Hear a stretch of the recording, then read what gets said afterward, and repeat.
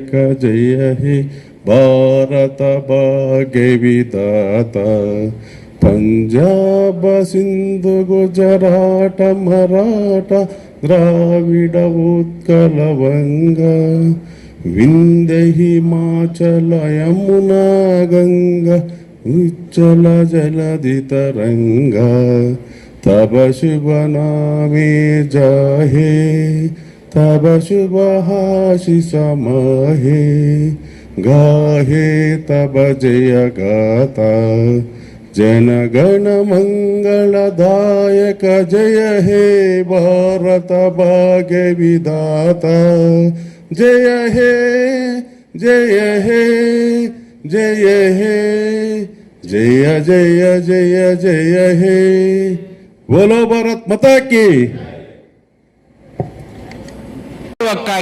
ಹೋರಾಡಿ ಅಂತ ಆ ಜನರನ್ನು ಸಂಘಟನೆ ಮಾಡಿದ್ರು ಡಾಕ್ಟರ್ ಅಂಬೇಡ್ಕರ್ ಆಫೀಸ್ ಅಂತ ತರಿಸಿದ್ದು. ಇವತ್ತು ಈ ದೇಶದ 60% ಕಾರ್ಮಿಕರು ಏನಾದರೂ ಒಂದಷ್ಟು ಹಕ್ಕುಗಳನ್ನು ಅನುಭವಿಸ್ತಾ ಇದ್ದಾರೆ ಅಂದ್ರೆ ಸ್ನೇಹಿತರೆ ಅದರ ಹಿಂದೆಗಡೆ ಡಾಕ್ಟರ್ BR ಅಂಬೇಡ್ಕರ್ ಅವರ ಕೊಡುಗೆ ಮತ್ತು ಶ್ರಮ ಇದೆ ಅಂತಕ್ಕಂಥದ್ದನ್ನ ನಾವು ಮರೆಯಬಾರದು. ಈ ದೇಶದ 144 ಕೋಟಿ ಜನರ ಬದುಕನ್ನು ಇವತ್ತು ಯಾವುದಾದ್ರೂ ನಿಯಂತ್ರಣ ಮಾಡ್ತಾ ಇದೆ ಅಂತಂದ್ರೆ ಅದು ಭಾರತದ ಸಂವಿಧಾನ. ಭಾರತದ ಸಂವಿಧಾನ ತಾಯಿನ ಅರ್ಥ ಮಾಡ್ಕೊಳ್ಳದೆ ಇದ್ರೆ CPC ಅರ್ಥ ಆಗುತ್ತೇನ್ರಿ? IPC ಅರ್ಥ ಆಗುತ್ತೇನ್ರಿ? TP ಆಕ್ಟ್ ಅರ್ಥ ಆಗುತ್ತೇನ್ರಿ? ಖಂಡಿತ ಇಲ್ಲ. Therefore, it is the duty of every lawyer, it is the duty of every judge who works in anywhere in the country. They owe a duty to read the constitution, understand the constitution, imbibe the constitutional value and live up to the constitution. ಅದು ಇವತ್ತಿನ ಅಗತ್ಯತೆ. ಆ ಕೆಲಸನ ನೀವು ಮಾಡಬೇಕು. ಆದರೆ original text ಸಂವಿಧಾನ ಎತ್ಕೊಂಡು ಕನ್ನಡದಲ್ಲೋ ಹಿಂದಿನಲ್ಲೋ ಉರ್ದುನಲ್ಲೋ ತಮಿಳ್ನಲ್ಲೋ ತೆಲುಗಿನಲ್ಲೋ ಇಂಗ್ಲಿಷ್ನಲ್ಲೋ 10 ಸಲ ಓದಿದ್ರು ನಿಮ್ಗೆ ಅರ್ಥ ಆಗಲ್ಲ. ಯಾಕೆ? ಭಾರತದ ಸಂವಿಧಾನ ಒಂದು ಕತೆ ಅಲ್ಲ, ಒಂದು ಕಾದಂಬರಿ ಅಲ್ಲ, ಅದೊಂದು ಕವಿತೆ ಅಲ್ಲ, ಅದೊಂದು ಫಿಕ್ಷನ್. ಹಂಗಿದ್ರೆ ಭಾರತದ ಸಂವಿಧಾನವನ್ನ ಸುಲಭವಾಗಿ ಅರ್ಥ ಮಾಡ್ಕೊಳ್ತಕ್ಕಂಥ ವಿಚಾರ ಏನು? ಭಾರತ ದೇಶನ ಅರ್ಥ ಮಾಡಿಕೊಳ್ಳದೆ ಭಾರತದ ಸಂವಿಧಾನ ಅರ್ಥ ಆಗಲ್ಲ ಸ್ನೇಹಿತರೆ. ಹಾಗಾಗಿ ಮೊದಲನೇ ಪ್ರಿನ್ಸಿಪಲ್ ಏನು ಅಂತಂದ್ರೆ ಭಾರತ ದೇಶನ ಅರ್ಥ ಮಾಡ್ಕೊಳ್ಳಿ, ಆ ಮುಖಾಂತರ ಸಂವಿಧಾನನ ಪ್ರವೇಶ ಮಾಡಿ ನಿಮ್ಗೆ ಸುಲಭವಾಗಿ ಅರ್ಥ. ಹಂಗಿದ್ರೆ ಭಾರತ ದೇಶನ ಅರ್ಥ ಮಾಡ್ಕೊಳ್ಳೋದು ಅಂದ್ರೇನು?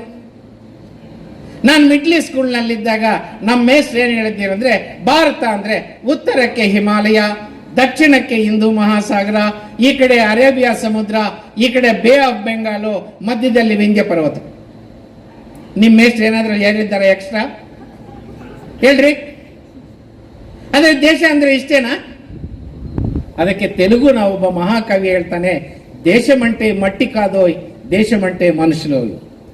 A nation is made of not just land.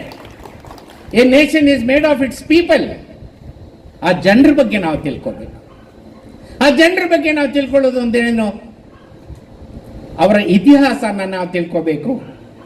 ಧರ್ಮಗಳು, ಜಾತಿಗಳು, ರಾಜಕೀಯ, ಆರ್ಥಿಕ, ಸಾಮಾಜಿಕ ಸಂಬಂಧಗಳು, ಮೌಲ್ಯಗಳು, ಭಾಷೆಗಳು, ಸಂಸ್ಕೃತಿ ಇವೆಲ್ಲವನ್ನು ತಿಳ್ಕೊಂಡಾಗ ನಾವೊಂದು ದೇಶನ ತಿಳ್ಕೊಂಡು ಅದನ್ನು ತಿಳ್ಕೊಂಡು ಭಾರತ ದೇಶನ ಅರ್ಥ ಮಾಡಿಕೊಂಡ್ರೆ ಭಾರತದ ಸಂವಿಧಾನ ಸುಲಭವಾಗಿ ಅರ್ಥ ಆಗುತ್ತೆ.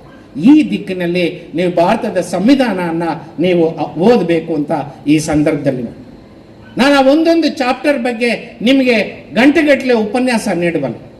ಆದರೆ ನೀವೆಲ್ಲ ಪ್ರಬುದ್ಧರಿದ್ದೀರಾ, ನನ್ನ ಮಾತು ನಿಮ್ಗೆ ಅರ್ಥ ಆಗಿದೆ ಅಂತ ಅಂದ್ಕೊಂಡಿದ್ದೀನಿ.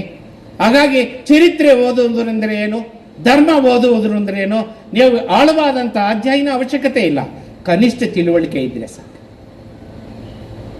ಆ ಕನಿಷ್ಠ ತಿಳುವಳಿಕೆಯನ್ನ ನಾವು ಮುಂದುವರಿಸಿದರೆ ನಮಗೆ ಸಂವಿಧಾನ ಅರ್ಥ.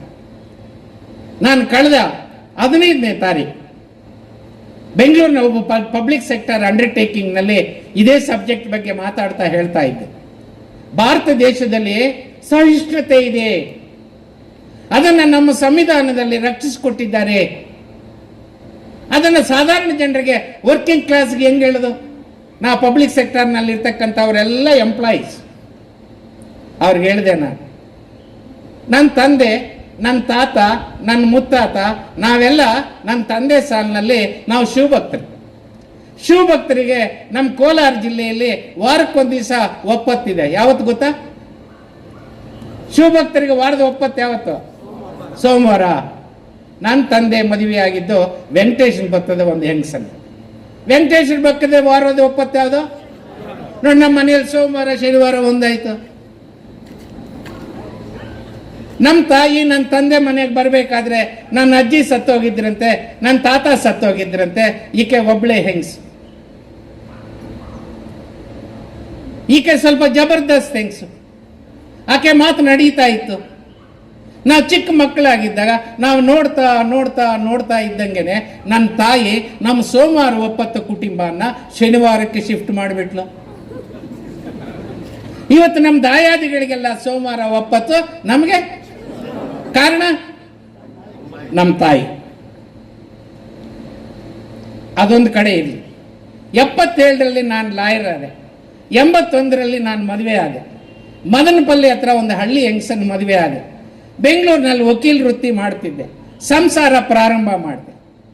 6-7 ತಿಂಗಳಾಯ್ತು, ಹೆಂಡತಿ ಅರ್ಥ ಆಗ್ಲಿಲ್ಲ ಮರ. ನಿಮ್ಗೆ ಯಾರಾದ್ರೂ ಅನುಭವಸ್ಥರು ಇದ್ದೀರಾ ಇಲ್ಲಿ? ನಿಮ್ಗೆ ಯಾರಿಗಾದ್ರೂ ನಿಮ್ಮ ಹೆಂಡತಿ ಅರ್ಥ ಆಗಿದ್ರೆ ಹೇಳ್ರಪ್ಪ. 6 ತಿಂಗಳಲ್ಲಿ ನಾನೇ ಹೇಳ್ತಾ ಇದ್ದೀನಿ, ಇದುವರೆಗೂ ನನ್ನ ಹೆಂಡತಿ ನನ್ಗೆ ಅರ್ಥ ಆಗಿ. ನಮ್ಮ ಮನೆಯಲ್ಲಿ ಸೋಮವಾರ ಬಂತು, ಬೆಂಗಳೂರಿನಲ್ಲಿ ಸಂಸಾರ. ನನ್ನಾಕೆ ಒಪ್ಪತ್ತು ಮಾಡಲಿಲ್ಲ. ಓ, ನನ್ನ ತಾಯಿ ತರ ಇವಳು ವೆಂಕಟೇಶ್ವರ ಭಕ್ತದವಳು ಇರಬೇಕು ಅಂತ ಶನಿವಾರದವರೆಗೂ ಕಾದೆ. ಇಲ್ಲ, ಶನಿವಾರನೂ ಒಪ್ಪತ್ತಿಲ್ಲ. ಆಗ ಹಳೆ ಮೈಸೂರಿನ ಹೆಂಗಸರೆಲ್ಲ ಗುರುವಾರಕ್ಕೆ ಶಿಫ್ಟ್ ಆಗ್ತಾ ಇದ್ರು. ನಾನಾಗ ಅಂದ್ಕೊಂಡೆ ನನ್ನ ಹೆಂಡ್ತಿನೂ ಏನೋ ಇದು ಬಲಿ ಆಗಿರ್ಬೇಕು ಈ ಪ್ರಭಾವಕ್ಕೆ ಅಂತ. ಗುರುವಾರದವರೆಗೂ ಕಾದೆ ಮಾರ. ಇಲ್ಲ, ಒಪ್ಪತ್ತಿಲ್ಲ. ये मंडे नहीं, ये सैटरडे नहीं, ये थर्सडे नहीं, ये किस जंगल से लाया रे ये औरत करको. 1 ವರ್ಷ ಆಯ್ತು. ಹತ್ರ ಆಗ ಹೆಂಡತಿ ಅರ್ಥ ಆಯ್ತು. 1 ವರ್ಷ ಆಗಿತ್ತು, ಹೆಂಡತಿ ಹಳೇದಾಗಿತ್ತು. ಕೋಪ ಮಾಡ್ಕೊಳ್ಳೋಕೆ ಶುರು ಮಾಡಿದ್ರು, ಸಿಟ್ಟು ಮಾಡ್ಕೊಳ್ಳೋಕೆ ಶುರು ಮಾಡಿದ್ಲು, ಗಲಾಟೆ ಮಾಡೋಕೆ ಶುರು ಮಾಡಿದ್ಲು. ಒಂದೊಂದು ದಿವಸ ಅಡಿಗೆ ಮನೆಯಲ್ಲಿ ಅಡಿಗೆ ಮಾಡೋದೇ ನಿಲ್ಲಿಸ್ಬಿಟ್ಟು. ಯಾವತ್ತು ಅಡಿಗೆ ಮಾಡಲ್ವೋ ಆವತ್ತೇ ನನಗೆ ವಾರದ ಒಪ್ಪತ್ತು. ನಾನು ಇದನ್ನ ಯಾಕೆ ಹೇಳಿದೆ ಅಂತಂದ್ರೆ, ನನ್ನ ತಾಯಿ ಬರೀ ಸೋಮವಾರದಿಂದ ಶನಿವಾರಕ್ಕೆ ಶಿಫ್ಟ್ ಮಾಡಿದ್ದು. ನನ್ನ ಹೆಂಡತಿ ಇಲ್ಲವೇ ಇಲ್ಲ. ಆದರೆ ನಾವು ಒಡೆದಾಟ ಬಡದಾಟ ಮಾಡಲಿಲ್ಲ, ಕೂಗಾಟ ಕಿರ್ಚಾಟ ಮಾಡಲಿಲ್ಲ, ಡೈವರ್ಸ್ ಪಿಟಿಷನ್ ಹಾಕಲಿಲ್ಲ. We loved each other, we respected each other, we accommodated each other, we tolerated each other. We gave birth to children. Today we are having grandchildren. This is tolerance in India. This is tolerance which is protected under the Indian Constitution. ಹಾಗಾಗಿ ಸ್ನೇಹಿತರೆ, ನಮ್ಮ ನಂಬಿಕೆಗಳು ಬದಲಾಗ್ತವೆ, ಭಾಷೆಗಳು ಬದಲಾಗ್ತವೆ, ಆಹಾರ ಪದ್ಧತಿಗಳು ಬದಲಾಗ್ತವೆ, ನಮ್ಮ ಎಲ್ಲವೂ ಬದಲಾದೆ. ಭಾಷೆಗಳು ಕೂಡ ಅಷ್ಟೇ. ನಾನು ಕೋಲಾರ ಜಿಲ್ಲೆಯವನು, ನನ್ನ ಮಾತೃಭಾಷೆ ತೆಲುಗು. ನನ್ನ ಹೆಂಡತಿ ಆಂಧ್ರದವಳು, ಆಕೆ ಮಾತೃಭಾಷೆ ತೆಲುಗು. ನಾವಿಬ್ಬರು ಬೆಂಗಳೂರಿನಲ್ಲಿ ಸಂಸಾರ ಶುರು ಮಾಡಿ ಈ ರಾಜ್ಯದ ಪ್ರಜಾಪ್ರಭುತ್ವ ಚಳವಳಿಯ ಒಬ್ಬ ವಿದ್ಯಾರ್ಥಿಯಾಗಿ ಈ ರಾಜ್ಯ ಸುತ್ತಬೇಕಾಗಿ ಬಂತು. ಆಗ ಈ ರಾಜ್ಯ ಸುತ್ತಬೇಕಾದ್ರೆ, ರಾಜ್ಯದ ಜನರನ್ನು ತಲುಪಬೇಕು ಅಂದರೆ ನಾನು ಕನ್ನಡದಲ್ಲಿ ಮಾತಾಡಬೇಕಾಗಿ ಬಂತು.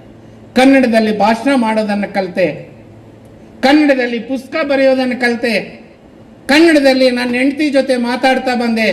ಸ್ನೇಹಿತರೆ, ಇವತ್ತು ನನ್ನ ಮನೆಯಲ್ಲಿ ನನ್ನ ಮಕ್ಕಳಿಗೆ, ನನ್ನ ಮೊಮ್ಮಕ್ಕಳಿಗೆ ತೆಲುಗು ಮಾತೃಭಾಷೆ ಅಲ್ಲ, ಕನ್ನಡ ಮಾತೃಭಾಷೆ. ಈ ಎಲ್ಲ ಬದಲಾವಣೆಗಳನ್ನ ಸಂರಕ್ಷಿಸಿಕೊಂಡಿಟ್ಟಿರ್ತಕ್ಕಂಥ ಒಂದೇ ಒಂದು ಡಾಕ್ಯುಮೆಂಟ್ ಅಂತಂದ್ರೆ ಅದು ಭಾರತದ ಸಂವಿಧಾನ. ಅದನ್ನು ಓದಬೇಕಾ ಬೇಡ? ಹಾಗಾಗಿ ನಿಮ್ಮೆಲ್ಲರಲ್ಲಿ ನಾನು ಮನವಿ ಮಾಡ್ತಕ್ಕಂಥದ್ದು, ನೀವು ಸಂವಿಧಾನನ ಓದಿ ಅರ್ಥ ಮಾಡಿಕೊಂಡು ಅದರಂತೆ ಜೀವನ ನಡೆಸಿ. ನಿಮಗೂ ಒಳ್ಳೇದಾಗುತ್ತೆ, ನಿಮ್ಮ ಸಂಸಾರಕ್ಕೆ ಒಳ್ಳೇದಾಗತ್ತೆ, ನಿಮ್ಮ ಸಮಾಜಕ್ಕೆ ಒಳ್ಳೇದಾಗತ್ತೆ, ಈ ದೇಶಕ್ಕೆ ಒಳ್ಳೇದಾಗತ್ತೆ. ನಾನು ಅದಕ್ಕಿಂತ ಇನ್ನೂ ನನ್ನ ಜೋಬಿನಲ್ಲಿ ನೀವು ಮಾತಾಡೋಕ್ಕೆ ಅವಕಾಶ ಇದ್ರೆ ಸಂಜೆವರೆಗೂ ನಾನು ಮಾತಾಡಬಲ್ಲ. ಆದರೆ ಯಾರು ಭಯ ಪಡಬೇಡ, ಅಷ್ಟೊತ್ತು ಮಾತಾಡೋದು. ಆದರೆ ಸ್ನೇಹಿತರೆ, ಇವತ್ತು ನಾವು ಅಂಬೇಡ್ಕರ್ ಅಂತ ನಾನು ಪ್ರಾರಂಭದಲ್ಲೇ ಹೇಳಿದೆ, A great jurist. It is not only just Ambedkar. Gandhi was A jurist, Nehru was A jurist, Patel was A jurist, Ambedkar was A jurist.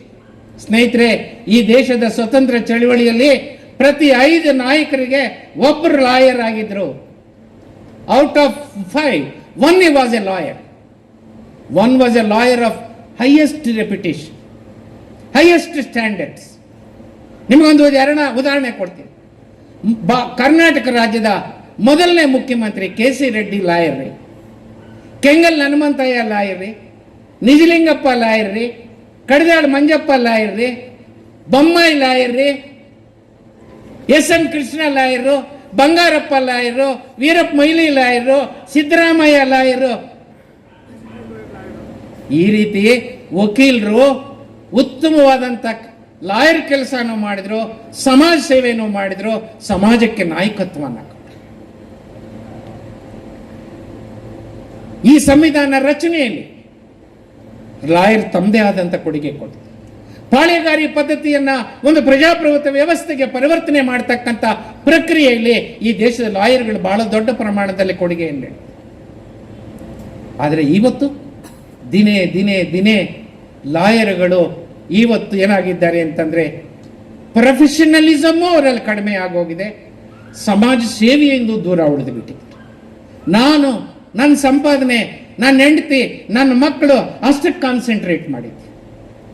ಹಾಗಾಗಿನೇ ದಿನೇ ದಿನೇ ರಾಜಕಾರಣದಿಂದ, ಸಮಾಜ ಸೇವೆಯಿಂದ ಲಾಯರ್ಗಳು ದೂರ ಸರಿತಾ ಇದ್ದಾರೆ.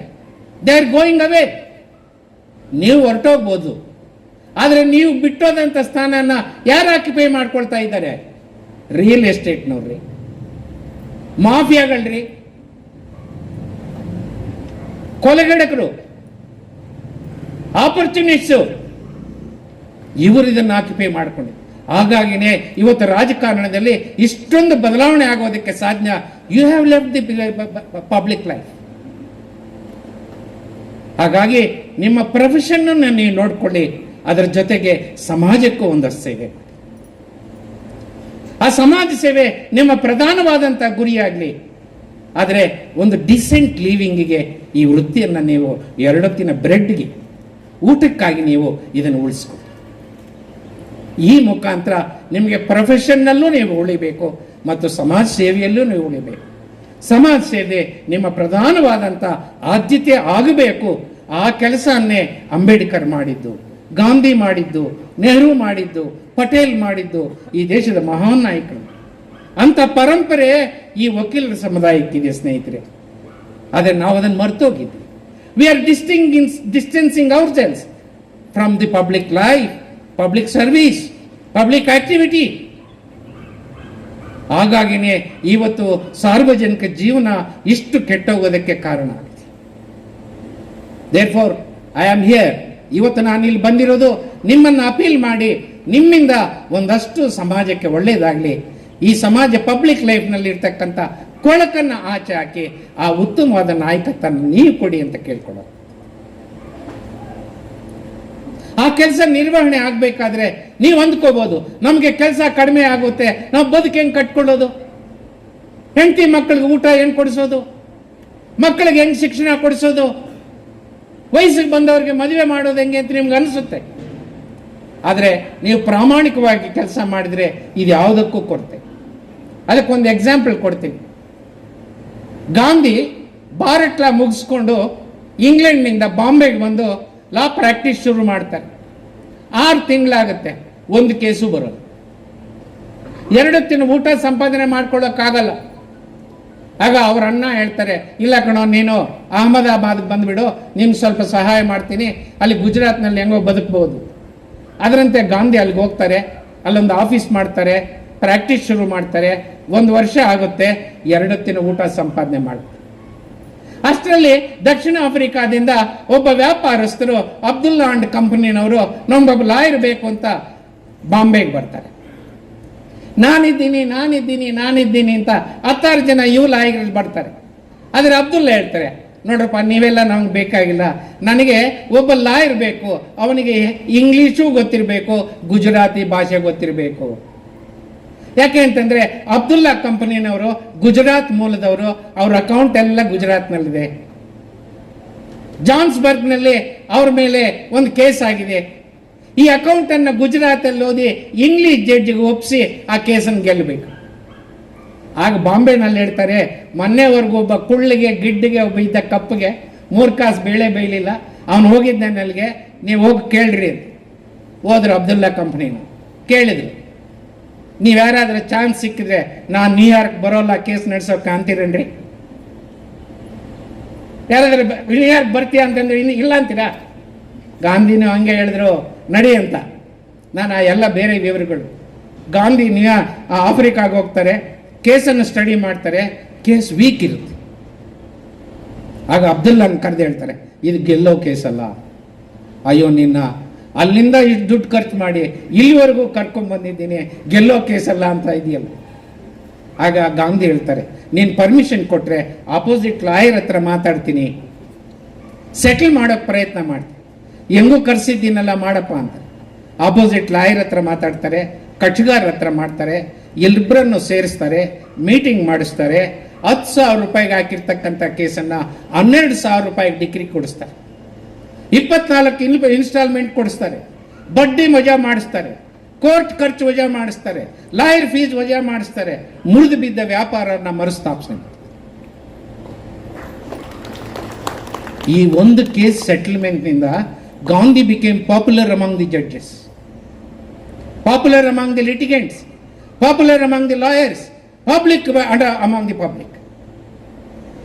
ಆ ಒಂದು ಕೇಸ್ ಸೆಟಲ್ಮೆಂಟ್ನಿಂದ ಇಡೀ ದಕ್ಷಿಣ ಆಫ್ರಿಕಾದಲ್ಲಿ 22 ವರ್ಷಗಳ ಕಾಲ Gandhi roaring practice as A lawyer.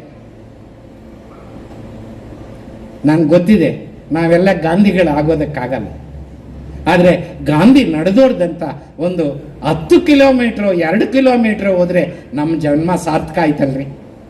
ಹಾಗಾಗಿ ದಯವಿಟ್ಟು ಸೆಟಲ್ಮೆಂಟ್ ಮಾಡಿ ಕೇಸ್ಗಳನ್ನು, ಪಾರದರ್ಶಕವಾಗಿರಿ, ಪ್ರಾಮಾಣಿಕವಾಗಿರಿ, ನಿಮ್ಮ ಜೀವನಕ್ಕೆ ಏನೂ ತೊಂದರೆ ಆಗೋದಿಲ್ಲ. ಈ ಸಮಾಜ, ಈ ಕಕ್ಷೆಗಾರರು, ಈ ಜನ ನಿನ್ನನ್ನು ಸಾಕ್ತಾರೆ, ನಿನ್ನ ಹೆಂಡತಿ ಮಕ್ಕಳನ್ನು ಸಾಕ್ತಾರೆ, ನನ್ನ ಯೋಗಕ್ಷೇಮನ ಕಾಪಾಡ್ತಾರೆ. ಅದು ನಮಗೆ ಬೇಕಾಗಿದೆ. ನಾನು ಈಗ ತಾನೇ ಇಲ್ಲಿ ಬರೋಕೆ ಮುಂಚೆ ನಮ್ಮ ನ್ಯಾಯಾಧೀಶರ ಜೊತೆ ನಾನೊಂದು ಮಾತಾಡ್ತಾ ಹೇಳ್ತಾ ಇದ್ದೆ, ನಮ್ಮಲ್ಲಿ ಕ್ವಾಲಿಟಿ ದಿನೇ ದಿನೇ ಕಡಿಮೆ ಆಗುತ್ತೆ. ಕ್ವಾಲಿಟಿ ಇಲ್ಲದೆ ಇದ್ರೆ ಏನೂ ಪ್ರಯೋಜನ. ಭಾಷೆ ನಮಗೆ ಬಹಳ ಮುಖ್ಯ. ಲೀಗಲ್ ಪ್ರೊಫೆಷನ್ನಲ್ಲಿ ಕೆಲವು ವ್ಯಾಪಾರಗಳಿದೆ ಭಾಷೆ ಇಲ್ಲದೆ ನಡೆಯುತ್ತೆ, ಗೊತ್ತಾ ನಿಮಗೆ? ಒಂದು ಸ್ಲಿಪ್ ಎತ್ಕೊಂಡು ನಾನು ಮೆಡಿಕಲ್ ಶಾಪ್ಗೆ ಹೋಗಿ ಆ ಮೆಡಿಕಲ್ ಶಾಪ್ನಲ್ಲಿ ಆ ಸ್ಲಿಪ್ ಇಡ್ತೀನಿ, ಅವನಲ್ಲಿ ರ್ಯಾಕಲ್ಲಿ ಹುಡುಕಿ ಔಷಧಿ ತಂದಲ್ಲಿ ಇಡ್ತಾನೆ, ಕಿಸೆಯಿಂದ 100 ರೂಪಾಯಿ ಅಲ್ಲಿ ಇಡ್ತೀನಿ, ಅವನು ಬೇಕಾದ ಬಿಲ್ ಅಮೌಂಟ್ ತಗೊಂಡು ಚಿಲ್ಲರೆ ವಾಪಸ್ ಕೊಟ್ಟು ಆ ಪ್ರಿಸ್ಕ್ರಿಪ್ಷನ್ ಮೆಡಿಸಿನ್ ನಾನು ಕೊಡ್ತಾನೆ, ನಾನು ಎತ್ಕೊಂಡು ವಾಪಸ್ ಆಗ್ತೇನೆ. ಒಂದು ಪದ ಇದೆಯೇನ್ರಿ ಇಲ್ಲಿ? Without A single word business had taken place. ಹೋಟ್ಲಿಗೆ ಹೋಗ್ತೀರಾ, ಸಪ್ಲೈಯರ್ ಬರ್ತಾನೆ, ಅವ್ನು ನಿಂತ್ಕೊಳ್ತಾನೆ, ಕಾಫಿ ಕೊಡು ಅಂತೀರಿ, ಮಸಾಲೆ ದೋಸೆ ಕೊಡು ಅಂತೀರಿ, ಹೌದಾ? ಅವನು ಕೊಡ್ತಾನೆ, ಬಿಲ್ ಕೊಡ್ತಾನೆ, ಕ್ಯಾಶ್ ಕೌಂಟರ್ಗೆ ಹೋಗಿ ದುಡ್ಡು ಕೊಟ್ಬಿಟ್ಟು ವಾಪಸ್ ಹೋಗ್ತಾ ಇದ್ದೆ. ಒಂದೇ ವರ್ಡ್, ಯಾವ್ದು ಹೇಳಿ? ಯಾವುದು ಒಂದು ವರ್ಡ್? ಡೌಟ್ ಆಗ್ಬಿಟ್ಟಿದಿಲ್ಲ, ಕಾಫಿನ ಮಸಾಲೆ ದೋಸೆನ, ಕಾಫಿನ ಮಸಾಲೆ, ಯಾವುದೋ ಒಂದೇ ಅಲ್ವಾ? One word business had taken place. ಜಯನಗರ್ನಲ್ಲಿ ನಾನು ಬಸ್ ಹತ್ತೀನಿ, BTS ಬಸ್ಸು, ಕಂಡಕ್ಟರ್ ಬರ್ತಾನೆ, ಮೆಜೆಸ್ಟಿಕ್ ಅಂತೀನಿ, ಕಿಸೆಯಲ್ಲಿ ದುಡ್ಡು ತಗೊಡ್ತೀನಿ, ಟಿಕೆಟ್, ಅಲ್ಲಿ ವಿಷಲ್ ಹೊಡಿತಾನೆ, ಬಸ್ ನಿಲ್ಲುತ್ತೆ, ನಾನು ಕೆಳದಿಗೆ ಹಿಡಿದು ಹೋಗ್ತೇನೆ. ಎಷ್ಟು ವರ್ಡು? ಒಂದೇ ವರ್ಡ್. ನೋಡಿ, ವ್ಯಾಪಾರ ವರ್ಡ್ಸ್ ಇಲ್ಲದೆ ವ್ಯಾಪಾರ ನಡೆಯುತ್ತೆ, ಒಂದೇ ವರ್ಡ್ನಿಂದ ವ್ಯಾಪಾರ ನಡೆಯುತ್ತೆ, ಒಂದೇ ಸೆಂಟೆನ್ಸ್ನಿಂದ ನಡೆಯುತ್ತೆ. ನಿಮ್ಮ ಬಿಸ್ನೆಸ್ ಹೇಳ್ರಿ, ಭಾಷೆ ಇಲ್ಲದೆ ಆಗತ್ತಾ? ಓರಲ್ಲೂ ಬೇಕು, ರೈಟಿಂಗ್ನಲ್ಲೂ ಬೇಕು, ಭಾಷೆ ಇಲ್ಲದೆ ಆಗತ್ತಾ? ಹಾಗಾಗಿ ಕನ್ನಡದಲ್ಲೂ ನಾವು ಪ್ರಬುದ್ಧರಾಗಬೇಕು, ಇಂಗ್ಲಿಷ್ನಲ್ಲೂ ನಾವು ಪ್ರಬುದ್ಧರಾಗಬೇಕು. ಭಾಷೆ ಕಲ್ತ್ರೆ ಸಾಕ? ನಮ್ಮಲ್ಲಿ ಅನೇಕ ಜನ ನಾನು ಲಾಯರ್ ನೋಡಿದ್ದೀನಿ, ನಿಮಗೂ ಗೊತ್ತಿರ್ತಾರೆ, ಬೆಂಗಳೂರಿನಲ್ಲಿ ಫ್ಲವರಿ ಲ್ಯಾಂಗ್ವೇಜ್, ಅವ್ರೇನು ಮಾತಾಡಿದರೆ ಕಾವ್ಯ ಅರ್ಧೋಗುತ್ತೆ.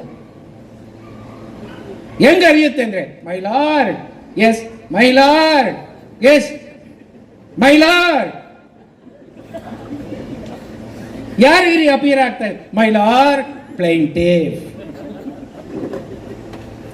ಮೈ ಲಾರ್ಡ್ಗಳೇ, ಸಬ್ಸ್ಟೆನ್ಸೇ ಇಲ್ಲ ರೀ, ವಿಚಾರನೇ ಇಲ್ಲ. ಇದು ನಮ್ಮ ಭಾಷೆ. ಈ ರೀತಿ ನೀವು ನಾಲೆಡ್ಜನ್ನು ಅಕ್ವೈರ್ ಮಾಡಿ. ನೀವು ಒಂದು ಸ್ಮಾಲ್ ಎಕ್ಸಾಂಪಲ್ ಹೇಳ್ತೀನಿ. ವೆಂಕಟ ಸುಬ್ಬಯ್ಯ ಅಂತ ನಮ್ಮ ಕೋಲಾರ ಕಡೆ ಇರೋ ಲಾಯರ್ ಇದ್ರು. ನಾನು 77ನಲ್ಲಿ ಈ ಸೀನಿಯರ್ ಲಾಯರ್ಸ್ ಎಲ್ಲ ನಾನು ಬೇಗ ಫ್ರೆಂಡ್ಸ್ ಆಗಿಬಿಟ್ರು. ಯಾಕೆಂದ್ರೆ ನಾನು ಸಿಗರೇಟ್ ಸೇರ್ತಿದ್ದೆ, ಅವ್ರಿಗೆ ಸಿಗರೇಟ್ ಬೇಕು. ಅವ್ರು ಯಾರು ಸಿಗರೇಟ್ ಕೊಂಡ್ಕೊಂಡು ಜೋಬಲ್ಲಿ ಇಟ್ಕೊಡೋರಲ್ಲ, ಎಲ್ಲ ಪುಗ್ಸಾಟೆ ಸೇರಿದ್ರು. ಇವನ ಹತ್ರ ಯಾವಾಗಲೂ ದಾಸ್ ಹತ್ರ ಒಂದು ಪ್ಯಾಕ್ ಇರುತ್ತೆ ಅಂತ ನನ್ನನ್ನು ಹುಡ್ಕೊಂಬರೋರು. ಹಾಗಾಗಿ ನಾನು ಬೇಗ ಫ್ರೆಂಡ್ಸ್ ಆಗ್ಬಿಟ್ಟು. ಆ ವೆಂಕಟ ಸುಬ್ಬಯ್ಯ ಒಂದು ದಿವಸ ಒಂದು ಕತೆ ಹೇಳಿದ್ರು.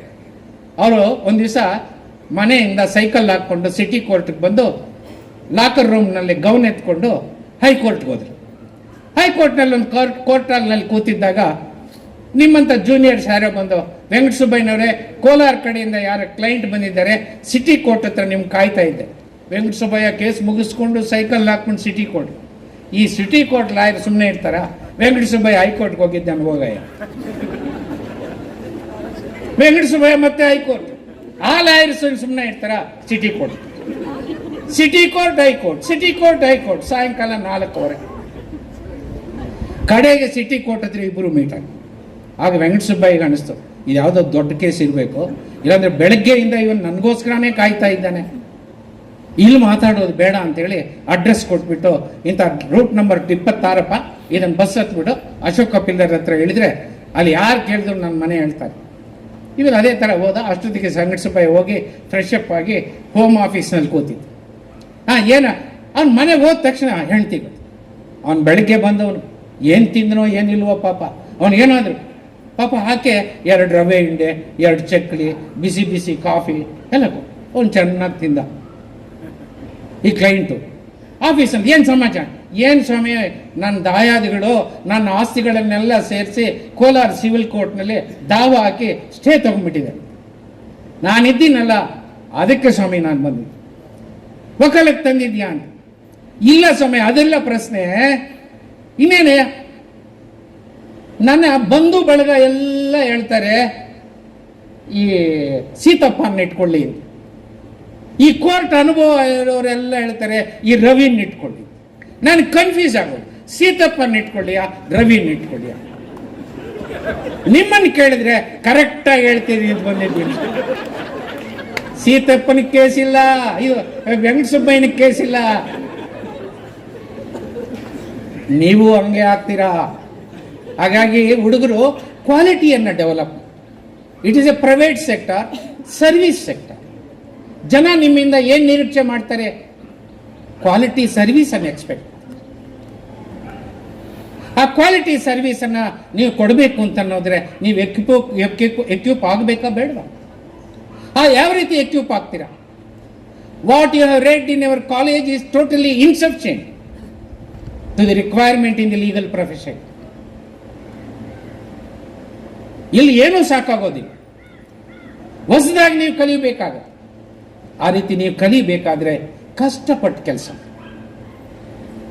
ಸೀನಿಯರ್ ಒಂದು 4 ಫೈಲ್ ಕೊಟ್ಟಿರ್ತಾರೆ, ಇಲ್ಲಿ ಬಂದು 11:15 ಮುಗಿದೋಗುತ್ತೆ, ಕೋರ್ಟಲ್ಲಿ ಬಿಸಾಕ್ಬಿಟ್ಟು ಹೋಗ್ತಾ ಇರೋದು ಸೈಕಲ್ ಮೋಟರ್ ಹಾಕ್ಕೊಂಡು. ಒಂದು ಸಲ ಕೋರ್ಟ್ ಕಾಂಪ್ಲೆಕ್ಸ್ ಎಂಟರ್ ಆದ ತಕ್ಷಣ ಸಾಯಂಕಾಲದವರೆಗೂ ಹೋಗ್ಬಾರ್ದು. ಈ ಕೋರ್ಟ್ ಅಲ್ಲದೆ ಇದ್ರೆ ಆ ಕೋರ್ಟ್. ನನ್ನ ಜ್ಞಾಪಕ ಇದೆ, 25 ಇಯರ್ಸ್ ಬ್ಯಾಕ್ ನಾನು ಈ ಕೋರ್ಟ್ ಕಾಂಪ್ಲೆಕ್ಸ್ಗೆ ಬಂದಿದ್ದೆ, ಒಂದು ಕಾರ್ಯಕ್ರಮಕ್ಕೆ ಬಂದಿದ್ದೆ. ಆವತ್ತು 60-65 ಜನ ಲಾಯರ್ಗಳಿದ್ದು, ಹಳೆ ಬಿಲ್ಡಿಂಗ್ ಇದ್ದಿದ್ದು. ಇವತ್ತು ಇಷ್ಟು ವಿಶಾಲವಾದಂಥ ಕಟ್ಟಡ ಇದೆ. 6 ಜನ ನ್ಯಾಯಾಧೀಶರಲ್ಲಿ ಕೆಲಸ ಮಾಡ್ತಾ ಇದ್ದಾರೆ. 300 ಜನ ಲಾಯರ್ಗಳು ಇಲ್ಲಿ ಎನ್ರೋಲ್ ಆಗಿದ್ದಾರೆ ಅಂತ ನನಗೆ ಮಾಹಿತಿ. ಹಾಗಾಗಿ ಈ ಕೋರ್ಟ್ ಅಲ್ಲದೆ ಇದ್ರೆ ಇನ್ನೊಂದು ಕೋರ್ಟು, ಇನ್ನೊಂದು ಕೋರ್ಟ್ ಅಲ್ಲದೆ ಇದ್ರೆ ಇನ್ನೊಂದು ಕೋರ್ಟು, ಅದು ಯಾವುದೂ ನಿಮ್ಗೆ ಇಷ್ಟ ಆಗಲಿದ್ರೆ ಲೈಬ್ರರಿನಲ್ಲಿ ಕೂತ್ಕೋಬೇಕು, ಓದಬೇಕು. ಒಂದು ದಿವಸಕ್ಕೆ ಒಬ್ಬ ಲಾಯರು ಒಂದು ಜಡ್ಜ್ಮೆಂಟ್ ಹೋದ್ರೆ 30 ದಿವಸಕ್ಕೆ ಎಷ್ಟು ಓದ್ಬೋದಪ್ಪ? 30 ಜಡ್ಜ್ಮೆಂಟ್ ಓದ್ಬೋದು. ಒಂದು ವರ್ಷಕ್ಕೆ ಎಷ್ಟು ಜಡ್ಮೆಂಟ್ ಓದ್ಬೋದು? 365. ಮ್ಯಾಥಮೆಟಿಕ್ಸ್ ಸ್ವಲ್ಪ ಪೂರ್ ಅಂತ ಕಾಣಿಸುತ್ತೆ. 10 ವರ್ಷಕ್ಕೆ ಎಷ್ಟು ಜಡ್ಮೆಂಟ್ ಹೋಗ್ಬೋದು? 3650 ಜಡ್ಮೆಂಟ್ಸ್. ಒಂದು ದಿವಸಕ್ಕೆ 10 ಪೇಜ್ ಕ್ಲಾಸಿಕ್ಸ್ ನೀವು ಓದಿದ್ರೆ ಒಂದು ತಿಂಗಳಿಗೆ ಎಷ್ಟು ಪೇಜ್ ಓದ್ಬೋದು? ಒಂದು ದಿವಸಕ್ಕೆ 10 ಪೇಜ್ ಆದ್ರೆ ಒಂದು ತಿಂಗಳಿಗೆ ಎಷ್ಟು? 10 ವರ್ಷಕ್ಕೆ. ಯಾವ ಲಾಯರು ಈ ರೀತಿ ಕೆಲಸ ಮಾಡ್ತಾನೋ ಅವನ್ ನಾಲೆಡ್ಜ್ ಬ್ಯಾಂಕ್ ಆಗ್ತಾನೆ. ಈ ಬ್ಯಾಂಕ್ ಖಾಲಿ ಇದ್ರೆ ಯಾರಾದ್ರೂ ದುಡ್ಡು ಡ್ರಾ ಮಾಡಕ್ ಬರ್ತಾರಾ? ಇದು ಫಿಲಪ್ ಆಗಿದ್ರೆ ಮಾತ್ರ ಬರ್ತಾರೆ. ಆಗ ಸರ್ ನಮ್ಗೆ ಕೇಸ್ಗೆ ಬನ್ನಿ, ನಮ್ಮ ಕೇಸ್ಗೆ ಬನ್ನಿ ಅಂದಾಗ ನೀವು ಹೇಳಿದಷ್ಟು ಫೀಸ್ ಕೊಟ್ಟು ಬರ್ತಾರೆ. ಇದು ಖಾಲಿ ಇದ್ರೆ ವೆಂಕಟ ಸುಬ್ಬಯ್ಯ. ಇದನ್ನು ಅರ್ಥ ಮಾಡ್ತಾರೆ. ಹಾಗಾಗಿ ಸ್ನೇಹಿತರೆ, ನಾನು ಇನ್ನೂ ಬೇಕಾದಷ್ಟಿದೆ ಹೇಳುವಂಥದ್ದು, ಆದರೆ ಇಷ್ಟು ಹೇಳ್ತೀನಿ, ಲೀಗಲ್ ಪ್ರೊಫೆಷನ್ನು ಸ್ಟ್ಯಾಂಡರ್ಡ್ಸ್ ಕಡಿಮೆ ಆಗ್ತದೆ, ಎಥಿಕ್ಸ್ ಕಡಿಮೆ ಆಗ್ತಾ ಇದೆ, ಕ್ವಾಲಿಟಿ ಕಡಿಮೆ ಆಗ್ತಾ ಇದೆ. ಇವೆಲ್ಲವನ್ನು ನೀವು ಗಮನದಲ್ಲಿಟ್ಕೊಂಡು ಜನ ನಮ್ಮಿಂದ ಏನು ಎಕ್ಸ್ಪೆಕ್ಟ್ ಮಾಡ್ತಾ ಇದ್ದಾರೆ? Speedy justice, quality justice, cost effective justice. ಕಡಿಮೆ ಖರ್ಚಿನಲ್ಲಿ ನನಗೆ ನ್ಯಾಯ ಸಿಕ್ಕಬೇಕು ಅಂತ ಜನ ಬಯಸ್ತಾ ಇದ್ದಾರೆ. ಗುಣಾತ್ಮಕವಾದ ನ್ಯಾಯ ಬೇಕು ಅಂತ ಕರೀತಾ ಇದ್ದಾರೆ. ಆದಷ್ಟು ಬೇಗ ಕೊಡಿ ಅಂತ ಕೇಳ್ತಾ ಇದ್ದಾರೆ. ಆದರೆ are we ready to provide it? ಇಲ್ಲ. ಹಾಗಾಗಿ ನಾವು ಈ ರೀತಿ ಇದೇ ರೀತಿ ಮುಂದುವರೆದ್ರೆ ಜನ ನಮ್ಮ ಮೇಲೆ ನಂಬಿಕೆ ಕಳ್ಕೊಳ್ತಾರೆ. To lose their confidence on us. ಅಂತದಕ್ಕೆ ಅವಕಾಶ ಕೊಡಬೇಕು. ಈ ದೇಶದಲ್ಲಿ ನ್ಯಾಯಾಂಗ ಜನರ ವಿಶ್ವಾಸನ ಕಳ್ಕೊಂಡ್ಬಿಟ್ರೆ ದೇಶದಲ್ಲಿ ಸಂವಿಧಾನ ಇರೋಲ್ಲ, ಪ್ರಜಾಪ್ರಭುತ್ವ ಇರೋಲ್ಲ, ಜಾತ್ಯತೀತ ಇರೋಲ್ಲ, ರೂಲ್ ಆಫ್ ಲಾ ಇರೋಲ್ಲ, ಸಾಮಾಜಿಕ ನ್ಯಾಯ ಇರಲ್ಲ, ಅರಾಜಕತೆ ಬರುತ್ತೆ. ಅರಾಜಕತೆ ಬಂದಾಗ ಮೊದಲು ಅರೆಸ್ಟ್ ಆಗೋದು ಯಾರು ಗೊತ್ತಾ? ಒಂದು ಅನಾರ್ಕಿ ಸೊಸೈಟಿನಲ್ಲಿ ನಾನು ಜಡ್ಜ್ ನಮ್ಮಂತ ಜಡ್ಜ್ಗಳು ಒಂದೇ, ಆ ಲಾಯರ್ಗಳಿಗೆ ಕೂತವರೆಲ್ಲ ಚಪ್ಪಾಳೆ ತಟ್ಟಿದ್ದೆ ಈ ಜಡ್ಜ್ಗಳು ಅರೆಸ್ಟ್ ಆಗಲಿ. ನೆಕ್ಸ್ಟ್ ಯಾರು ಒಂದೇ ಸುಮ್ಮನೆ ಇದು ನೆಕ್ಸ್ಟ್ ಅರೆಸ್ಟ್ ಆಗೋದು ಲಾಯರ್ಗಳು. ಹಾಗಾಗಿ ಸ್ನೇಹಿತರೆ, ನೀವ್ಯಾರೂ ಕೂಡ ಇಂಥದ್ದಕ್ಕೆ ಅವಕಾಶ ಕೊಡಬಾರ್ದು. ನೀವೆಲ್ಲರೂ ಪ್ರತಿಯೊಬ್ಬರು ನಿಮ್ಮದೇ ಆದಂಥ ಕೊಡುಗೆಯನ್ನು ಕೊಡಬೇಕು. ಸಂವಿಧಾನನ ರಕ್ಷಿಸಬೇಕು, ಸಂವಿಧಾನನ ಜನರಿಗೆ ತಿಳಿಸ್ಬೇಕು. ನೀವು ಅಂದ್ಕೊಂಡಿರೋದು ಕಾನೂನು ಸೇವಾ ಪ್ರಾಧಿಕಾರ ಇದೆ, ಅದಕ್ಕೆ ಮೆಂಬರ್ ಸೆಕ್ರೆಟರಿ ಇದ್ದಾರೆ, ಅವರೋಗಿ ಮಾಡ್ಕೊಳ್ತಾರೆ, ನಮ್ಗೇನು ಕೆಲಸ? No, it is your duty. ಇಡೀ ದೇಶನ ಸಮಾಜನ ನಾವು ಅಜ್ಞಾನದಲ್ಲಿಟ್ಟು ಕಾನೂನಿನ ತಿಳುವಳಿಕೆ ನೀಡಿದೆ, ಸಂವಿಧಾನದ ತಿಳುವಳಿಕೆ ನೀಡಿದೆ, ಅವ್ರು ಹೆಂಗ್ರಿ ತಮ್ಮ ಹಕ್ಕುಗಳನ್ನ ರಕ್ಷಣೆ ಮಾಡ್ಕೊಳ್ತಾರೆ? ಮೊದಲು ನೀವು ಅದನ್ನು ಮಾಡ್ಕೊಳ್ಳಿ. ನಾನೊಂದ್ಸಲ ಜಡ್ಜ್ ಆಗಿದ್ದಾಗ ನಾನು ಅಲ್ಲೇ ಪಕ್ಕದಲ್ಲೇ ಇದ್ದೆ. ನಾನು ಡೈಲಿ ಲಾಲ್ಬಾಗ್ ವಾಕ್ ಹೋಗ್ತಾ ಇದ್ದೆ. ಒಂದು ದಿವಸ ಸಂಡೇ ಅಲ್ಲೊಂದು ಆಂಬ್ಯುಲೆನ್ಸ್ ಇಟ್ಟಿದ್ದು, ಫ್ರೀ ಮೆಡಿಕಲ್ ಚೆಕಪ್ ಅಂತ ಬೋರ್ಡ್ ಹಾಕಿ. ನನಗೆ ಅದು ನೋಡಿ ಸಿಟ್ಟು ಬಂತು. ಅಲ್ಲ ರೀ, ಹೋಗಿ ಆ ಸ್ಲಮ್ನಲ್ಲೋ ಹಳ್ಳಿಗಳಿಗೋ ಬಡವರಿಗೋ ಏನೋ ಫ್ರೀ ಮೆಡಿಕಲ್ ಚೆಕಪ್ ಮಾಡಬಾರ್ದಾ? ಈಗ ಲಾಲ್ಬಾಗ್ ಯಾಕೆ ಬಂದ್ರಿ? ಇಲ್ಲೆಲ್ಲ ಜಡ್ಜ್ಗಳು, IAS ಆಫೀಸರ್ಸು, ವ್ಯಾಪಾರಸ್ಥರು, ಇಂಡಸ್ಟ್ರಿಯಲಿಸ್ಟು ಈ ಥರ ಇರೋರು ಅಂತಂದರೆ, ಸರ್ ನಿಮ್ಮ ಬುದ್ಧಿ ಇಲ್ಲ, ಹೋಗಿ ಸರ್ ಅಂದೆ. ಯಾಕಂದ್ರೆ ನಾನು ಯಾರು ಅಂತ ಗೊತ್ತಿಲ್ಲ. ಅವ್ರು ಏನೇ ಸಮಾಚಾರ ಅಂತ, ಏನಿಲ್ಲ ಸರ್, ಫ್ರೀ ಅಂದರೆ ಎಲ್ಲ ಬರ್ತಾರೆ. ನಿನಗೆ ಬ್ಲಡ್ಡು, ನಿನಗೆ ಶುಗರು, ನಿನಗೆ BP, ನಿನಗೆ ಹಾರ್ಟು ಅಂತ ಹೇಳಿದ್ರೆ ನಾಳೆ 25% ನಮ್ಮ ಹಾಸ್ಪಿಟಲಲ್ಲಿ ಇನ್ಪೇಷೆಂಟ್ ಸರ್. ಇದ್ರಿ ವ್ಯಾಪಾರ. ನೀವು ಬೆಳಗ್ಗೆ ಒಂದು ಬೀಗ ತೆಗೆಯೋದು, ಸಾಯಂಕಾಲ ಬೀಗ ಹಾಕೋದು, ಯಾರಾದರೂ ಕಕ್ಷಿಗಾರರು ಬಂದರೆ ಅದಕ್ಕೆ ದಾವ ಬರೆದು ಹಾಕೋದು. No, there is a big responsibility on the younger members of the bar to be in forefront in creating legal awareness among the rural masses. ಅದು ನಿಮ್ಮ ಕರ್ತವ್ಯ. ಜನರಿಗೆ ಕಾನೂನು ಅರಿವನ್ನು ಪಡೆದುಕೊಂಡಾಗ ಅವ್ರು ಮೊದಲು ಬಂದು ಭೇಟಿ ಆಗೋದು ಈ ನ್ಯಾಯಾಧೀಶನಲ್ಲ ರೀ, ನಿಮ್ಮನ್ನ. ಸರ್ ನನಗೆ ಈ ಪ್ರಾಬ್ಲಮ್ ಇದೆ, ಏನು ಮಾಡಬೇಕು? ಅದನ್ನು ನೀವಾಗ ಅರ್ಥನೇ ಮಾಡ್ಕೊಳ್ಳಿಲ್ಲ, ನೀವು ಮಾಡ್ಕೊಳ್ಳಿ ಅಂತ ಬಿಟ್ಬಿಟ್ಟಿದ್ದೀರ. ಹಾಗಾಗಿ ಲೀಗಲ್ ಅವೇರ್ನೆಸ್ ಕ್ರಿಯೇಟ್ ಮಾಡುವಂಥ ವಿಚಾರ. ಡಿಸ್ಪ್ಯೂಟ್ಸ್ ಅನ್ನು ಸೆಟಲ್ ಮಾಡ್ತಕ್ಕಂಥ ವಿಚಾರದಲ್ಲಿ ನಾವು ಇವತ್ತಿನ ದಿವಸ ಈ ಯುವ ಜನಾಂಗ, Young members of the bar ಮುಂದಾಳತ್ವ ವಹಿಸ್ತಾರೆ. ಪ್ರೊಫೆಷನ್ನಲ್ಲಿ ಯಾರು ಪ್ರಾಮಾಣಿಕವಾಗಿ ದುಡಿತಾರೋ, ಯಾರು ನಿಯತ್ತಾಗಿ ಕೆಲಸ ಮಾಡ್ತಾರೋ, ಯಾರು ಪಾರದರ್ಶಕವಾಗಿ ಕಕ್ಷಗಾರರ ಇರ್ತಾರೋ ಅವರು ಖಂಡಿತವಾಗಿಯೂ ಗೌರವವಾಗಿ ಉತ್ತಮವಾದಂಥ ಜೀವ. ಒಂದು ಸಣ್ಣ ಎಕ್ಸಾಂಪಲ್ ಶೇರ್, ನಾನು ಬಾರ್ ಅಸೋಸಿಯೇಷನ್ ಜನರಲ್ ಸೆಕ್ರೆಟರಿ ಆಗಿದ್ದೆ, 2 ವರ್ಷ ಕೆಲಸ ಮಾಡಿದೆ.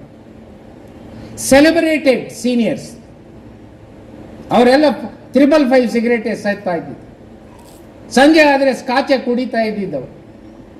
ಆ ಜೋಬ್ನಲ್ಲಿ ದುಡ್ಡು, ಈ ಜೋಬ್ನಲ್ಲಿ ದುಡ್ಡು, ಏನು ಅವರು ಕಾರುಗಳಿಗೆ ನಾನು ಈ ಹೆಸರುಗಳೇ ನನ್ನ ಜ್ಞಾಪಕ ಇದೆ ಆಗಿನ ಕಾಲಕ್ಕೆ ಅಂತ. ಅರೆ ಅನೇಕ ಜನರು ಸತ್ತೋದಾಗ ಶವ ಎತ್ತೋಗಿ ಜನ ಇಲ್ಲ ರೀ. ನಾನು ನಮ್ಮ ಮ್ಯಾನೇಜರ್ ಹೋಗಿ ಹೂನಾರ ಹಾಕಿ ಆಂಬುಲೆನ್ಸ್ ತಗೊಂಡು ಶವಗಾರಕ್ಕೆ ಕರ್ಕೊಂಡೋಗಿ ಸಂಸ್ಕಾರ ಮಾಡಬೇಕು. Money will not save you my friends, your wealth will not save you. It is the name, your honesty, your integrity, your transparency, that saves you. ಇದನ್ನು ಜ್ಞಾಪಕ ಇಟ್ಕೊಳ್ಳಿ. ಇದು ನನ್ನ ಅನುಭವದ ಮಾತು. ನಾನು ಜಡ್ಜ್ ಆಗೋವರೆಗೂ ಬೆಂಗಳೂರಿನಲ್ಲಿ ಅಷ್ಟು ದೊಡ್ಡ ವರ್ಕ್ ಇದ್ರೂ ಕೂಡ ನನಗೆ ಸ್ವಂತ ಮನೆ ಇರಲಿಲ್ಲ. ಬಟ್ ಐ ಆಮ್ ನಾಟ್ ಹಂಗ್ರಿ. ಇದನ್ನು ನೀವು ಅರ್ಥ ಮಾಡ್ಕೊಳ್ಳಿ.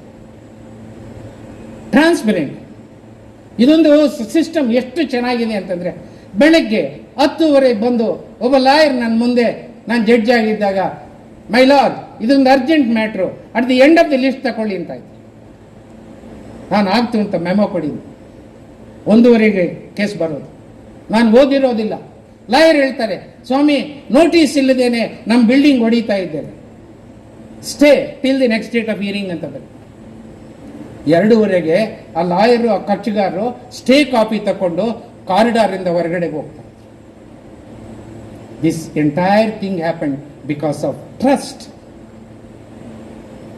ಲಾಯರ್ಗಳ ಮೇಲೆ ನ್ಯಾಯಾಧೀಶರಿಗೆ ಟ್ರಸ್ಟ್ ಇರಬೇಕು, ನ್ಯಾಯಾಧೀಶರ ಮೇಲೆ ಲಾಯರ್ಗಳಿಗೆ ಟ್ರಸ್ಟ್ ಇರಬೇಕು. ಈ ಟ್ರಸ್ಟ್ನ ವ್ಯವಸ್ಥೆಯಿಂದ ಇಂಥ ಸರ್ವಿಸ್ ಅನ್ನು ನಾವು ಜನರಿಗೆ ಕೊಡೋಕೆ ಸಾಧ್ಯ. ಆದರೆ ಈ ನಂಬಿಕೆಯನ್ನು ಏನಿದೆ ಅದನ್ನು ಹಾಳುಗಡಿಯಬಹುದಾ? ನೀವು ಸುಳ್ಳು ಹೇಳ್ಬಹುದಾ? ಜಡ್ಜ್ಗೆ ಮಿಸ್ರೆಪ್ರೆಸೆಂಟ್ ಮಾಡಬಹುದಾ? ಓವರ್ ರೂಲ್ ಜಡ್ಜ್ಮೆಂಟ್ಸ್ ಕೊಡಬಹುದಾ? ಯೋಚನೆ ಮಾಡ್ರಿ. ಈ ಜಡ್ಜ್ ಇವತ್ತು ಇಲ್ಲಿ ಇರ್ತಾರೆ, ನಾಳೆ ಇನ್ನೊಂದು ಕಡೆ ಹೋಗ್ತಾರೆ, ಹೋಗ್ಬೇಕು ಅಲ್ವಾ? ಆದರೆ ಆ ಸೀಟು ಯಾವಾಗಲೂ ಇರುತ್ತೆ. You respect that seat, whether X sits there or Y sits there or judge sits there. ಹಾಗಾಗಿ ನಮ್ಮ ಕಾನ್ಫಿಡೆನ್ಸ್ ಅನ್ನ ನಾವು ಉಳಿಸ್ಕೋಬೇಕು. ಈ ಸಂಸ್ಥೆ ಉಳಿದಿರೋದೇ ಈ ಕಾನ್ಫಿಡೆನ್ಸ್. ಹಾಗಾಗಿ ಸ್ನೇಹಿತರೆ, ಇವತ್ತು ರಾಜಕಾರಣ, ಶಾಸಕಾಂಗ, ಕಾರ್ಯಾಂಗ ಎಲ್ಲ ಕ್ಷೇತ್ರಗಳಲ್ಲೂ ಕೂಡ ಒಂದಷ್ಟು ಮೌಲ್ಯಗಳು ಕುಸಿದವು. ನ್ಯಾಯಾಂಗ ಇನ್ನ ಒಂದಷ್ಟು ನಂಬಿಕೆಯನ್ನು ಉಳಿಸ್ಕೊಂಡಿದೆ.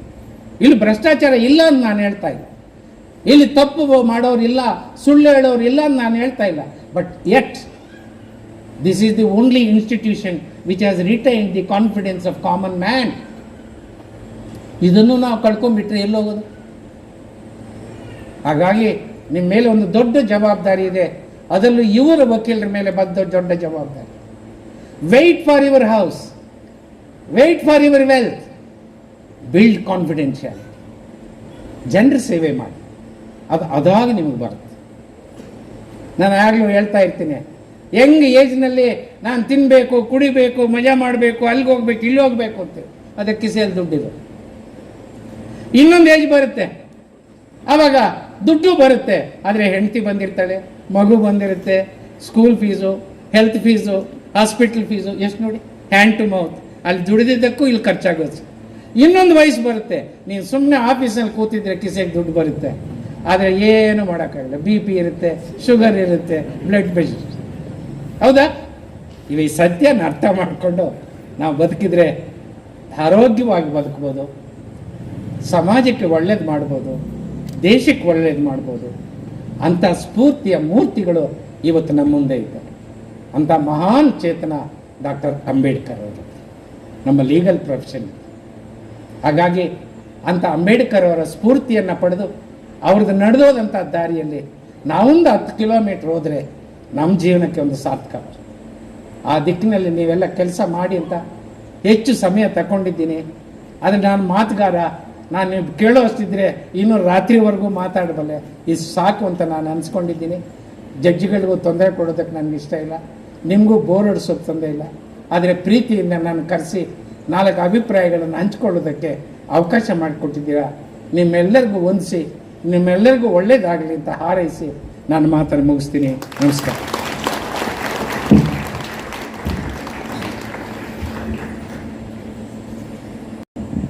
ನಿಮ್ಮ ಅಧ್ಯಕ್ಷರು ಮೊರಾಲಿಟಿ ಬಗ್ಗೆ ಒಂದೆರಡು ಮಾತು ಹೇಳಿ. It is difficult to define what is morality. Please note down it is difficult to define what is morality. ಆದರೆ ಮೊರಾಲಿಟಿಗೆ ಸಂಬಂಧಪಟ್ಟಂಗೆ ನಾನು ನಿಮಗೆ ಎಕ್ಸ್ಪ್ಲೈನ್ ಮಾಡೋದು.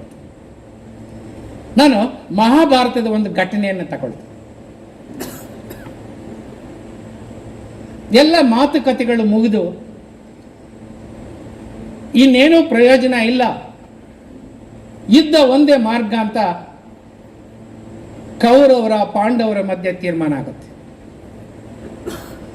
ಆಗ ನಿಮ್ಮಂಥ ಅನೇಕ ಜನರು ದುರ್ಯೋಧನ ಹತ್ರ ಹೋಗಿ, ದುರ್ಯೋಧನ ನೀನು ಯುದ್ಧ ಮಾರ್ಗ ಬಿಡೆಯ, ಶಾಂತಿ ಮಾರ್ಗ ಅನುಸರಿಸು, ನಿನಗೆ ಒಳ್ಳೆಯದಾಗತ್ತೆ, ನಿನ್ನ ವಂಶಕ್ಕೆ ಒಳ್ಳೆಯದಾಗತ್ತೆ, ನಿನ್ನ ರಾಜ್ಯಕ್ಕೆ ಒಳ್ಳೆಯದಾಗತ್ತೆ.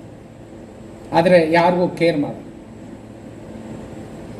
ಮಹಾಭಾರತದ ಮಹಾನ್ ದಾರ್ಶನಿಕ, great philosopher of Mahabharata Vidura Duryodhana ಹತ್ರ ಹೋಗ್ತಾನೆ. ಆಗ ದುರ್ಯೋಧನ ಹೇಳ್ತಾನೆ, ದುರ್ಯೋಧನ ನೀನು ಯಾವ ಮಾರ್ಗದಲ್ಲಿ ಆದರೂ ಹೋಗು, ಆದರೆ ನ್ಯಾಯ ನೀತಿಯ ಮಾರ್ಗದಲ್ಲಿ ಅನುಸರಿಸು. ಆಗ ದುರ್ಯೋಧನ ಒಂದು ಸವಾಲು ಹಾಕ್ತಾನೆ, ನ್ಯಾಯ ನೀತಿ ಅನ್ನೋದಕ್ಕೆ ಒಂದು ಸೂಕ್ತಿ ಇದೆಯಾ? ಅದು ಸರ್ವಕಾಲಿಕಾನ, ಸರ್ವ ಸಾಂದರ್ಭಿಕಾನ ಅಂತ ಕೇಳಿ. ಹೌದು, ಅದಕ್ಕೊಂದು ಸೂಕ್ತಿ ಇದೆ, ಅದು ಸರ್ವಕಾಲಿಕ, ಅದು ಸರ್ವಸಾಂದ. ಹಾಗಾದ್ರೆ ಏನು ಹೇಳು? ಇತರರಿಂದ ನೀನು ಏನನ್ನು ಬಯಸೋದಿಲ್ವೋ ಅದನ್ನು ನೀನು ಇತರರಿಗೆ ನೀಡಬೇಡ. ನೀವು ನನ್ನನ್ನು ಬೈಯೋದು ಇಷ್ಟಪಡ್ತೀನ? ಒಡೆಯೋದು ಇಷ್ಟಪಡ್ತೀನ? ಮೋಸ ಮಾಡೋದು ಇಷ್ಟಪಡ್ತೀನ? ವಂಚಿಸೋದು ಇಷ್ಟಪಡ್ತೀನ? ನಿಮ್ಮಿಂದ ದುಃಖನ ಇಷ್ಟಪಡ್ತೀನ? ನೋವು ತೊಂದರೆಯನ್ನು ಇಷ್ಟಪಡ್ತೀನ? ಇಲ್ಲ. ಹಾಗಾದ್ರೆ ನಾನೇನು ಮಾಡಬೇಕು? ಅಂಥದ್ದನ್ನು ನಿಮಗೆ ನೀಡಬಾರ್ದಲ್ಲ. ಆ ಒಂದು ಮೌಲ್ಯನ ದುರ್ಯೋಧನ ಕಾಪಾಡಿಕೊಂಡಿದ್ರೆ ಮಹಾಭಾರತ ಯುದ್ಧ ನಡೀತಾನೇ ಇಲ್ಲ. This is morality. ಇನ್ನೊಂದು ಉದಾಹರಣೆ ಕೊಡಿ. 1962ರಲ್ಲಿ ಪಾಕಿಸ್ತಾನಿ ಸೈನಿಕರು ಭಾರತ ದೇಶದ ಒಬ್ಬ ಏರ್ ಮಾರ್ಷಲ್ ಮತ್ತು ಅವನ 3-4 ಜನ ಸಂಗಡಿಗರನ್ನ ಅವರು ಕಸ್ಟಡಿಗೆ ತಗೊಂಡ್ಬಿಡ್ತಾರೆ. ಆಗ ಪಾಕಿಸ್ತಾನದ ಅಧ್ಯಕ್ಷರು ಅಯೂಬ್ ಖಾನ್ರಾಗಿರ್ತಾರೆ. ಅಯೂಬ್ ಖಾನ್ರು ಒಂದು ಕಾಲದಲ್ಲಿ ಸೀನಿಯರ್ KM ಕರಿಯಪ್ಪ ಅವರ ಕೆಳಗಡೆ ಕೆಲಸ ಮಾಡಿರ್ತಾರೆ. ಆ ವಿಶ್ವಾಸದಿಂದ ಅಯೂಬ್ ಖಾನ್ ಅವರು ಸೀನಿಯರ್ ಕರಿಯಪ್ಪಗೆ ಒಂದು ಪತ್ರ ಬರ್ತಾರೆ, ನಿಮ್ಮ ಮಗ ನಮ್ಮ ಬಂಧನದಲ್ಲಿದ್ದಾನೆ, ಬೇರೆ ಎಲ್ಲರಿಗಿಂತ ನಿಮ್ಮ ಮಗನನ್ನ ನಾವು ಚೆನ್ನಾಗಿ ನೋಡಿಕೊಳ್ಳುತ್ತಿದ್ದೆ, ನೀವು ಅಪೇಕ್ಷಿಸಿದರೆ ನಿಮ್ಮ ಮಗನನ್ನ ನಾವು ಬಿಡುಗಡೆ ಮಾಡಿ ಕಳಿಸ್ತೀವಿ. ಅದಕ್ಕೆ ಸೀನಿಯರ್ ಕರಿಯಪ್ಪ ಒಂದು ಉತ್ತರ ಬರೀತಾರೆ, ಅಭಿಮಾನದ ನಿಮ್ಮ ಪತ್ರಕ್ಕೆ ಧನ್ಯವಾದ. ಬೇರೆ ಎಲ್ಲ ಸೈನಿಕರನ್ನೂ ನೋಡಿಕೊಂಡಂಗೆ ನನ್ನ ಮಗನನ್ನು ನೋಡಿಕೊಳ್ಳಿ. ಬೇರೆ ಎಲ್ಲ ಸೈನಿಕರನ್ನು ಬಿಡುಗಡೆ ಮಾಡಿದಾಗ ನನ್ನ ಮಗನನ್ನು ಬಿಡುಗಡೆ ಮಾಡಿ. ಯಾಕೆಂದರೆ ನಿಮ್ಮ ಬಂಧನದಲ್ಲಿರ್ತಕ್ಕಂಥ ಭಾರತೀಯ ಸೈನಿಕರೆಲ್ಲ ನನ್ನ ಮಕ್ಕಳೇ. ಇದ್ರಿ ಮೊರಾಲಿಟಿ. ಮೂರನೇದೊಂದು ಎಕ್ಸಾಂಪಲ್ ಕೊಡಿ. 1976ರಲ್ಲಿ ಎಮರ್ಜೆನ್ಸಿ ಡಿಕ್ಲೇರ್ ಆಗುತ್ತೆ. ಆಗ ವಿರೋಧ ಪಕ್ಷದ ನಾಯಕರೆಲ್ಲ ಅರೆಸ್ಟ್ ಆಗಿಬಿಡ್ತಾರೆ. ಫಂಡಮೆಂಟಲ್ ರೈಟ್ಸ್ ಸಸ್ಪೆಂಡ್ ಮಾಡಿಬಿಡ್ತಾರೆ. ಪತ್ರಿಕೆಗಳ ಮೇಲೆ ನಿರ್ಬಂಧನ ಹೇರ್ತಾರೆ. Press censorship. ಇದನ್ನು ಪ್ರಶ್ನೆ ಮಾಡಿ ಬೇರೆ ಬೇರೆ ಹೈಕೋರ್ಟ್ಗಳಲ್ಲಿ ರಿಟ್ ಅರ್ಜಿಗಳನ್ನು ಹಾಕ್ತಾರೆ. ಒಂದೊಂದು ಹೈಕೋರ್ಟ್ ಒಂದೊಂದು ತೀರ್ಮಾನ ಮಾಡುತ್ತೆ. ಆಗ ಎಲ್ಲ ತೀರ್ಪುಗಳು ಸರ್ವೋಚ್ಚ ನ್ಯಾಯಾಲಯದ ತಕ್ಕೆಗೆ ಹೋಗುತ್ತೆ. 5 ಜನರ ನ್ಯಾಯಮೂರ್ತಿಗಳು ಇರ್ತಕ್ಕಂಥ ಸರ್ವೋಚ್ಚ ನ್ಯಾಯಾಲಯದ ಒಂದು ಪೀಠ ಅದನ್ನು ಆರ್ಗ್ಯುಮೆಂಟ್ ಕೇಳಿ ಒಂದು ಜಡ್ಮೆಂಟ್ ಕೊಡ್ತಾರೆ. 4 ಜನ ನ್ಯಾಯಮೂರ್ತಿಗಳು ಒಂದು ಜಡ್ಮೆಂಟನ್ನು ಕೊಡ್ತಾರೆ. Imposition of emergency is in accordance with law and it is sustained. ಆದರೆ ಒಬ್ಬ ಜಡ್ಜ್ ಹೇಳ್ತಾರೆ ಇದು ಸರಿಯಲ್ಲ, ಎಮರ್ಜೆನ್ಸಿ ಹೇಳಿದ್ರು ಒಂದು ವೇಳೆ ಹೇಳಿದ್ರು ಕೂಡ fundamental rights are untouchable and unsuspendable. ಅದನ್ನು ಮುಟ್ಟೋಂಗಿಲ್ಲ, ಅದನ್ನು ಸಸ್ಪೆಂಡ್ ಮಾಡೋಂಗಿಲ್ಲ ಅಂತ ಜಸ್ಟಿಸ್ HR ಖನ್ನಾ ಒಂದು dissenting judgment.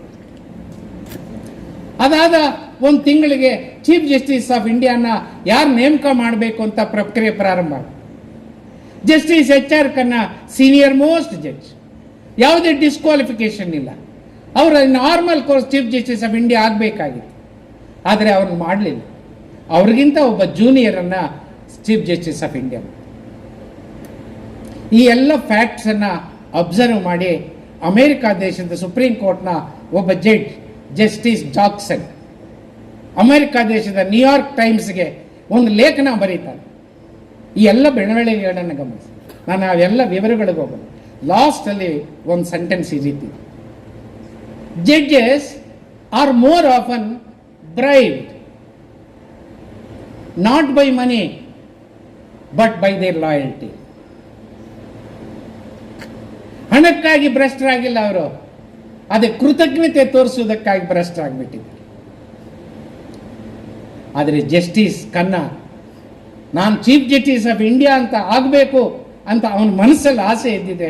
I respectably agree with my learned brothers ಅಂತ ಒಂದು ಲೈನ್ ಬರೆದಿದ್ರೆ ಚೀಫ್ ಜಸ್ಟಿಸ್.